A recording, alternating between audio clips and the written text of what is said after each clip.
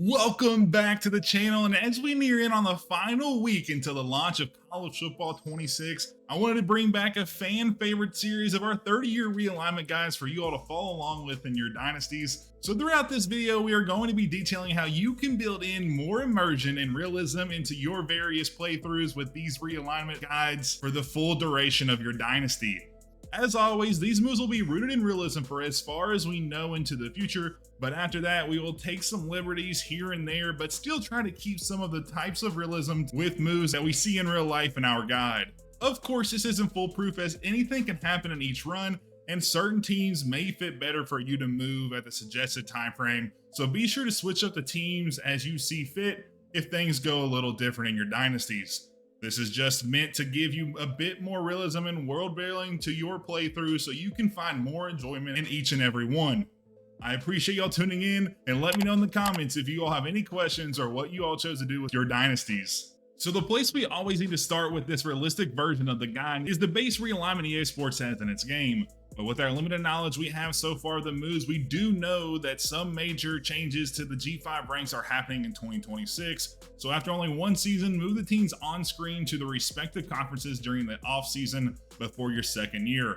We see the addition of Texas State here to the Pac-12, as this has become final in the last week or so. So that is one of the final moves we know for the 2026 season.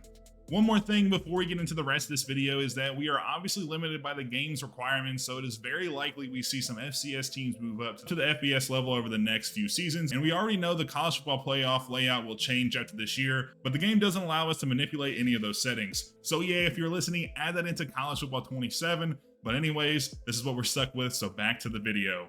In the year 2030, after we have seen more than half a decade of the new 12-team format, many in the leadership at various universities have switched to an all-or-nothing belief that the postseason is the most desirable outcome, and competing for a national title is king, and by proxy, so are the automatic bids into it. With the wording being that the top 5 conference champions receive an auto bid, we see a rearranging of the power structure to the power conferences, along with the new Pac-12, who have made a push for some bigger names in recent months. The first big domino to fall was the return of the Arizona and Utah 4 to the Pac-12, moving the conferences to 12 teams for the first time in nearly a decade. After this, the Big 12 went to work and pulled SMU from the ACC and extended an invite to NIU to gain a foothold in a northern city market in the US. We also see UConn join the MAC as well at this time.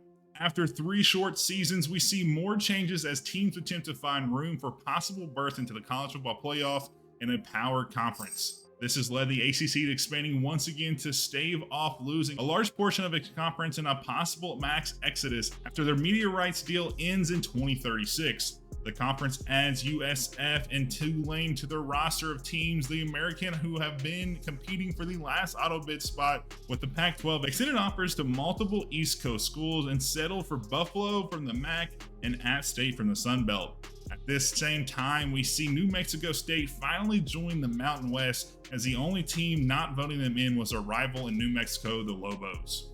And after another 3 seasons pass, and this time the airtight ACC media rights deal has finally ended. While a few teams did decide to move conferences, it was not the apocalypse once predicted nearly a decade ago. FSU and Miami defect to the SEC, but the rest of the conference stays intact for now, albeit not without a fight. They also managed to add, once again, adding Memphis as a major media market with a great basketball program and an average football team, along with stealing Cincinnati for the same reasons. UTSA also moves from the American to the Big 12 at this time to round out the conference to an even number. After 6 full seasons of no realignments, we see the sport start to decline in popularity amongst fans, with emphasis being solely on who makes it to the playoffs and not much about the regular season. Many fans of those who are non-diehard fans have tuned out until the last month of the season. In an effort to revitalize a once booming sport, we see members of the main 4 conferences meet and decide to limit membership to the top conferences. Starting in 2042, each power conference will be limited to just 16 teams in the respective conference, and it will further shrink to 14 by 2048.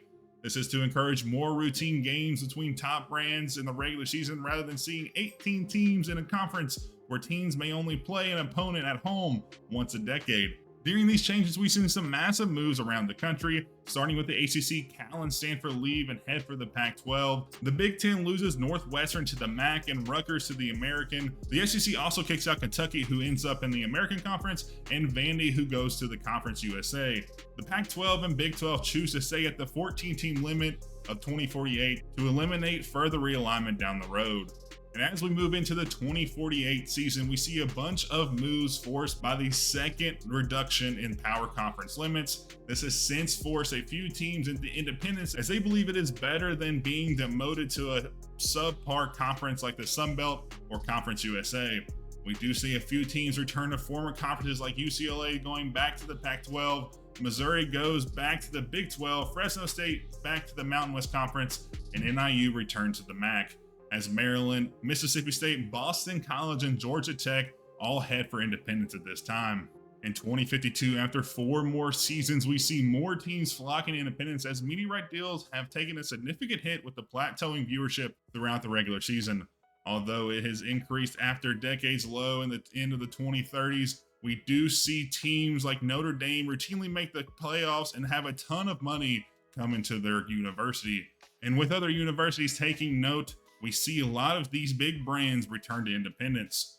West Virginia, NIU, Vandy, Missouri, Kentucky, Pitt, and Memphis all move to independence at this time. Some smaller schools with less riding on football funding outright move into the Big 12 and ACC to backfill their spots. Rutgers and Coastal Carolina move to the ACC, while Louisiana and Troy fill out the Big 12.